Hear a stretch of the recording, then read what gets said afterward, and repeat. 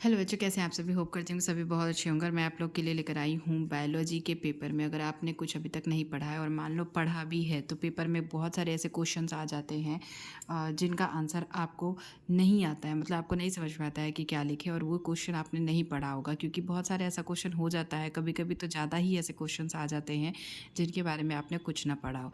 तो आप ऐसे क्वेश्चन का आंसर कैसे लिखेंगे तो वो मैं आप लोगों को इस वीडियो में बताने वाली हूँ। ठीक है, तो हम इस वीडियो में देखेंगे बायोलॉजी के पेपर में अगर कुछ ना आए या कोई क्वेश्चन का आंसर ना आए तो बस एक ट्रिक ऐसी है जो आप यूज़ करके किसी भी सब्जेक्ट में, बायोलॉजी ही नहीं किसी और भी सब्जेक्ट में इस ट्रिक का यूज़ कर सकते हैं और आप आंसर लिख सकते हैं। और आपको डेफिनेटली अगर वो क्वेश्चन 4 नंबर का है तो आपको उसमें 3 नंबर मिलेगा। ठीक है, और अगर वो 3 नंबर का है तो 2 नंबर या 2.5 नंबर तो कम से कम मिलेगा ही मिलेगा। तो चलो देख लेते हैं कि वो ट्रिक कौन सी है जिससे आपको इतने नंबर कम से कम नहीं आने वाले क्वेश्चन में ये, मतलब कौन से कैसे ये ट्रिक काम करेगी और कैसे आपको नंबर मिलेंगे। जैसे कि मान लो हमने ये पेपर, मैं आपको दिखाती हूँ 2024 का पेपर। ठीक है, ये है 2024 का पेपर। 2024 देखो बोर्ड परीक्षा, ये देखो बोर्ड परीक्षा प्रश्न पत्र 2024 का ये पेपर है। ठीक है, इसमें 2023 का भी है, 2022 का भी है, ये हमारा बोर्ड का पेपर है। इसमें से हमने मान लिया कोई क्वेश्चन हम उठाते हैं, ठीक है, जिसका आंसर हमें नहीं पता। हम उठाते हैं, ये तो 2-2 नंबर वाले क्वेश्चंस हैं। इसमें भी वो ट्रिक काम करेगी अगर आपको कोई क्वेश्चन नहीं आता है तो। और मैं आप लोगों को वो कोई बड़ा क्वेश्चन लेते हैं हम, जो 4 या 5 नंबर का क्वेश्चन है। ठीक है, ये हाँ, ये देखो, मान लो इसमें से ये कितने नंबर के क्वेश्चन है, 4 नंबर के। जैसा कि मैंने आपको पहले भी बताया था कि लास्ट ईयर के पेपर में आपको 5 मार्क्स के क्वेश्चन न देकर 4-4 नंबर के क्वेश्चन दिए गए थे। 5 नंबर का एक भी क्वेश्चन पिछले साल नहीं आया था। तो इस साल भी उम्मीद है कि शायद हो सकता है ना आए, या हो सकता है 5 नंबर का क्वेश्चन दे भी दे। तो मान लो हम उठा लेते हैं, जैसे ये देखो, डीएनए अंगुली छापन क्या है, इसकी क्रियाविधि एवं उपयोग लिखिए। क्या क्या लिखना है इसमें, 4 नंबर का क्वेश्चन है। पहले तो बताना है कि डीएनए उंगली छापन क्या है। ठीक है, फिर आपको क्या बताना है, उसकी क्रियाविधि, और फिर क्या बताना है, उपयोगिता। मतलब इसमें 3 प्रश्न आपको दिख रहे हैं सीधे सीधे। ठीक है, अब इसके बारे में हमें नहीं पता, हम नहीं जानते हैं, अब हम इसको लिखेंगे कैसे। तो सबसे पहले तो प्रश्न संख्या ये हमारा है 18। तो हमने प्रश्न संख्या डाल दिया कॉपी में, यहाँ पे 18। ठीक है, ये देखो 18 डाल दिया प्रश्न उत्तर संख्या। उसके बाद आप यहाँ से हमने क्या देखा, लिखा था डीएनए अंगुली छापन। तो आप यहाँ पे क्या कर डालेंगे, हेडिंग डीएनए। आप और थोड़ा अच्छे से लिखेंगे, अंगुली छापन। मैंने यहाँ पे ऐसे लिख लिया हेडिंग, और उसके बाद ये मैं हाथ से लाइन खींच रही हूँ, आप स्केल से लाइन खींचेंगे। ठीक है, यहाँ पे मैंने लाइन खींच दी है, ये हमारा हेडिंग हो गया। अब हमको लिखना है कि डीएनए अंगुली छापन क्या होता है। ठीक है, क्योंकि हमसे पूछा है कि क्या है। तो डीएनए उंगली छापन मतलब फिंगरप्रिंट। उंगली मतलब फिंगर और छापन मतलब वही प्रिंट। तो डीएनए फिंगरप्रिंट जो होता है वो क्या होता है पूछ रहा है, तो उंगली की छाप जो होगी, ठीक है, वही। लेकिन तभी भी हमें नहीं आता है क्योंकि, तो हम इसे पहले इसी में ही, वो आपके जो क्वेश्चन पेपर है इसी में इससे रिलेटेड कुछ ढूंढेंगे कि शायद हमें कुछ मिल जाए, कुछ और क्वेश्चन ऐसा जो इससे रिलेटेड हो। तो यहाँ तो नहीं दिख रहा है, छोटे प्रश्नों में शायद मिल जाए हमें कुछ डीएनए उंगली छापन से रिलेटेड, कुछ भी, क्योंकि आपको एक बार पेपर में सरसरी अच्छा ये रहा, देखो, ये देखो मिल गया हमें। क्या है इसमें, डीएनए उंगली छापी मतलब फिंगर प्रिंटिंग में डीएनए अनुक्रम में स्थित कुछ विशिष्ट जगहों के बीच विभिन्नता का पता लगाते हैं। ठीक है, क्या है उंगली छापन, फिंगर प्रिंटिंग। ठीक है, कुछ और है क्या, एक बार और हम देखेंगे कि शायद कुछ और हमको मिल जाए इसमें। तो हमें कुछ भी दिख नहीं रहा है डीएनए फिंगर प्रिंटिंग से रिलेटेड, तो फ़िलहाल तो यही दिख रहा है। तो इसी को ही हम क्या करेंगे, आंसर में लिख देंगे। क्या लिखेंगे, डीएनए उंगली छापी। ठीक है, उंगली छापी फिंगरप्रिंट में डीएनए अनुक्रम में स्थित कुछ विशिष्ट जगहों के बीच विभिन्नता का पता लगाया जाता है। ठीक है, क्या होता है डीएनए फिंगरप्रिंटिंग से, तो डीएनए फिंगरप्रिंटिंग, इसमें से हम एज इट इज़ जैसा ये है, इसको देख के हमें लिखना है। ठीक है, मैं इसी पेन से लिख दे रही हूँ, आप ब्लू पेन से लिख लेंगे। डीएनए उंगली छापी छापन ऐसे लिख देंगे, डीएनए अंगुली छापन, एकदम एज इट इज़ उसको देख के हमें क्या करना है, सिर्फ इसको नोट डाउन करना है। फिंगर, क्योंकि हमें आता नहीं है, हमने पढ़ा नहीं है, ठीक है। ऐसे ही और भी कोई भी क्वेश्चन जो हो उससे रिलेटेड अगर आपको कुछ मिल जाए और अगर आपने नहीं पढ़ा है तो आप ये लिख सकते हैं, ठीक है। में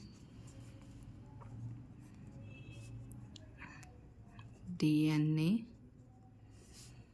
अनुक्रम, देखो कितना सारा हमने लिख लिया, हमको नहीं आता है तो भी। में स्थित, वो भी ऐसा भी नहीं कि ये गलत है, एकदम सही है और इसमें एग्जामिनर आपको नंबर देगा ही देगा। कुछ विशिष्ट, अभी मैं आपको बताती हूँ कि पूरा आंसर आप कैसे लिखेंगे, क्योंकि ये 4 नंबर का क्वेश्चन है तो हमें नंबर इसमें 3 तो चाहिए कम से कम। के बीच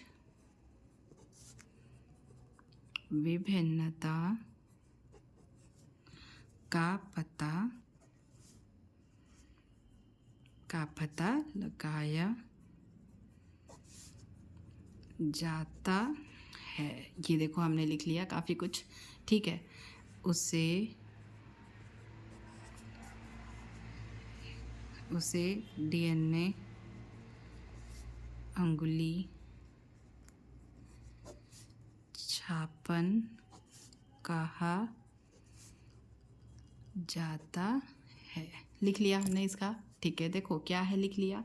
अब हमें क्या करना है, इसमें और क्या क्वेश्चन हमसे पूछा था, इसमें हमसे पूछा था इसके उपयोग, शायद पूछा था ना, इसका उपयोग, क्रियाविधि।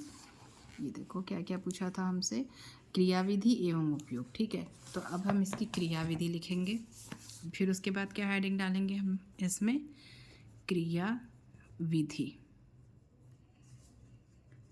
क्रियाविधि हमने हेडिंग डाल दिया। अब ये भी हमें नहीं आता है, ठीक है। तो DNA क्रियाविधि में इसी चीज़ को DNA क्रियाविधि मतलब DNA, आप इसी को ही हम फिर से लिख देंगे, अंगुली, थोड़ा सा इसमें हम अपने मन से भी ऐड करेंगे, ठीक है। DNA अंगुली छापन में अंगुलियों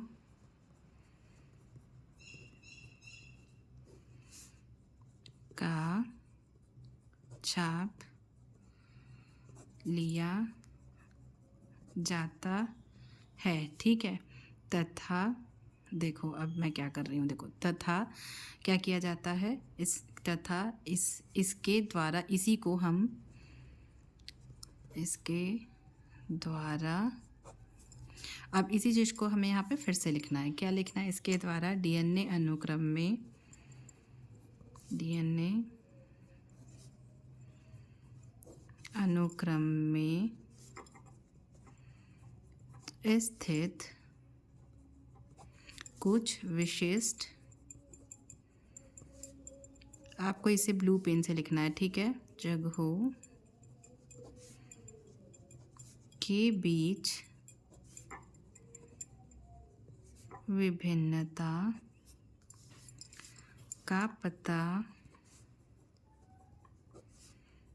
लगाया जाता है, ठीक है। ये हो गया, हमने लिख लिया क्रियाविधि में। अब आपको क्या लिखना है, इसका हमें उपयोगिता लिखनी थी इसकी, ठीक है। उपयोगिता, ये हमारा 4 नंबर का प्रश्न है। हमने इसमें सब कुछ लिख लिया, आप चाहे तो इसको थोड़ा और बढ़ा चढ़ा के भी लिख सकते हैं, मैंने सटीक लिखा है। उपयोगिता, अब बताओ DNA उंगली छापन की उपयोगिता किस लिए की जाती है भाई, हमने सीरियल वीरियल में देखा है ना, थोड़ा बहुत तो इतना तो सोच के लिख ही सकते हैं, इसकी क्या उपयोगिता होगी। तो DNA फिंगर प्रिंटिंग या फिर उंगली छापन का उपयोग किस लिए किया जाता है, मान लो लेबोरेटरी में